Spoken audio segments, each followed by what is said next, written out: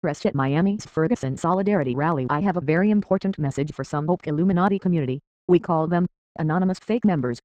Dear fake members, do you really think that you are important for us? Just because you're wearing a Guy Fawkes mask, you are not an anonymous member. Members make a positive difference. Anonymous has become a big family. The family that always sticks together. The family that really cares about an improvement in the world. When the collective scene that you promote violence during demonstrations, provoking the police. The arrest at Miami's Ferguson Solidarity Rally is the insult to the hive. You are not anonymous. You are not Legion. The collective don't expect you. Please take this message seriously. I wish all real anonymous members a great day, a great evening, and a great night. Don't forget, we are anonymous. We are Legion. We don't forgive. We don't forget.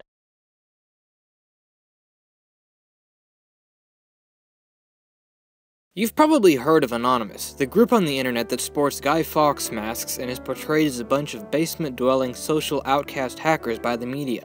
It started out as a sort of joke on 4chan, then became a trolling group with an occasional activist attitude. Some of the trollish behavior of Anon included sending unpaid pizzas to houses, DDoSing websites, posting humiliating information, and prank calls. In 2008, a private video of Tom Cruise praising Scientology made it online and was subsequently taken down by the church.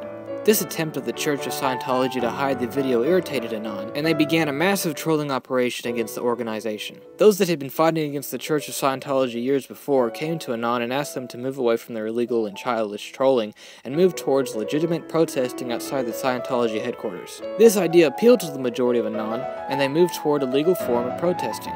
Like all of the anonymous activities, they eventually got tired of this and went back to their trolling with the occasional legitimate cause.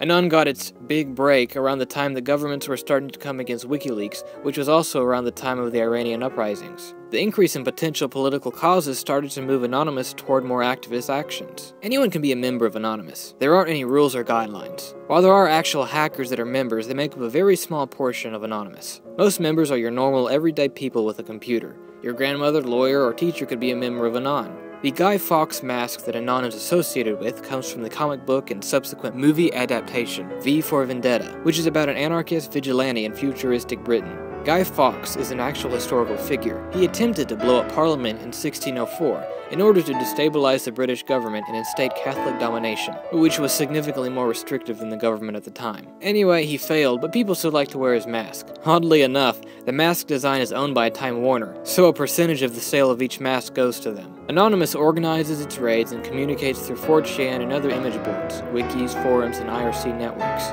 While Anonymous claims to not have any leaders, it does have a form of organization and logistics that shapes it as a group. Most Anon operations are formed in the following fashion. One or two people think some fact or event is unjust and something should be done about it. They will talk to other Anon members and suggest ideas. Whether an operation will actually be launched or not mostly depends on how many Anons support the idea.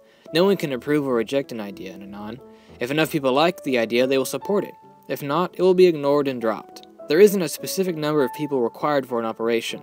Operation HB Gary was tackled by about half a dozen people, whereas something like Operation Tunisia involves several hundred people. Anonymous has various methods of annoying its victims: distributed denial of service attacks, prank calls, spam emails, ordering numerous pizza deliveries to households, straight-up hacking, and more. A distributed denial of service attack is when a site is visited so many times in a certain period that it can't handle all the traffic and shuts down. Anon members run a program that syncs hundreds or thousands of computers to thwart a single website at once. In the case of Anon taking down the MasterCard servers, they used over 2,000 computers to DDoS the site. A DDoS attack is devastating to a company. When PayPal was brought down, millions of transactions couldn't go through, resulting in massive fees that would have to be sorted out in court. Anon has gone against the Egyptian and Iranian government, Amazon, the Motion Picture Association of America, Recording Industry Association of America, and more. Recently, they announced a plan to bring down Facebook and proclaimed that they were coming down on those distributing child pornography. Although Anon values its privacy, they have exposed quite a bit of private data owned by companies and organizations. They leaked private data owned by HB Gary after their owners threatened to expose Anon members, and they gave out private information of officers involved in the Occupy Wall Street arrests. Members hide their identity by faking or masking their IP address, or using a zombie computer. A zombie computer is one that has been compromised through viruses, trojans, or other malware. The virus, trojan, or malware will then make the computer send out information to target websites. The entire time, the owner of the zombie computer has no clue as to the activities his machine is partaking in. Afterwards, all the logs would be deleted, removing any traces of their actions. A single infected computer will then be used to infect another, and so on. While Anon still reflects its trollish 4chan origins, it has managed to move towards fighting for moral causes. Anonymous's actions are highly illegal, but the organization is often viewed favorably by advocates of free speech and internet neutrality. One thing is for sure, law enforcement will have to adapt if it ever wants to keep up with leaderless online groups like these.